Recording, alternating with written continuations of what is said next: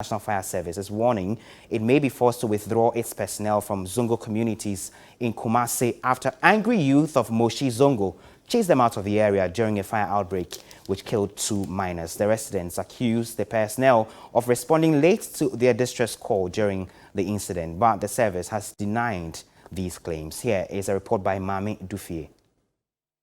2 minors died after fire swept through a building at Mooshie Zongo in the Menchia North constituency Tuesday. The children are reported to have been sleeping when the fire broke out.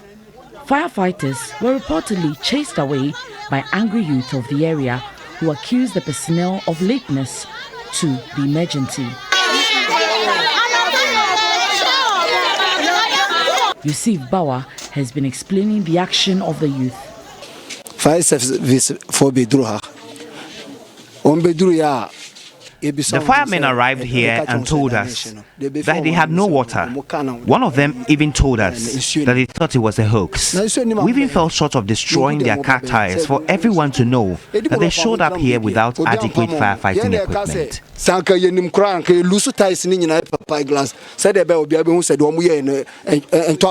DO3 Anthony Apia at the KNUST fire station described the situation as worrying. To match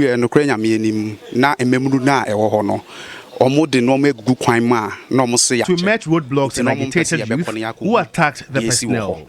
So we instructed our men to retreat because the residents were massing out. We believe we responded as soon as we got the call.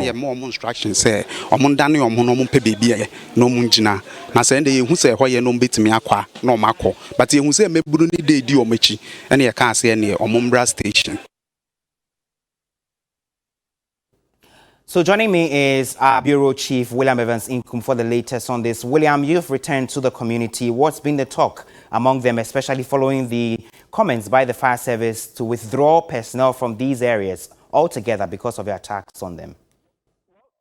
They are so angry. They think that they did the right thing by preventing the firefighters from coming to the scene, because according to them, they came there at the time. They've already handled matters. But I think reading between the lines, it boils down to what time the call went to the firefighters, what time, they even Hafiz Ibrahim, the father of the 2, kids who also died as a result of the fire disaster, what time did he also receive the call? But I think all these things are subject to investigation, because when you listen to even the primary witnesses as far as this particular development is concerned, if you're not careful, you will even preempt some level of judgment. So we just want to leave it for the investigators to investigate so that we will get the actual, as far as this particular development is concerned. Nonetheless, the youth are still happy, are still angry, and they believe that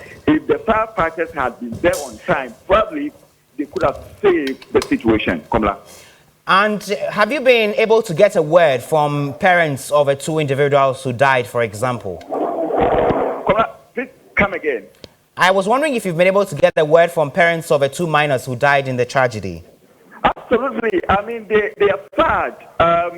What is even more worrying is that the father told us that the landlord had even asked them to, leave the house. So they were even preparing to leave the house when this particular disaster, came. So it's a very, very, hard nut to swallow.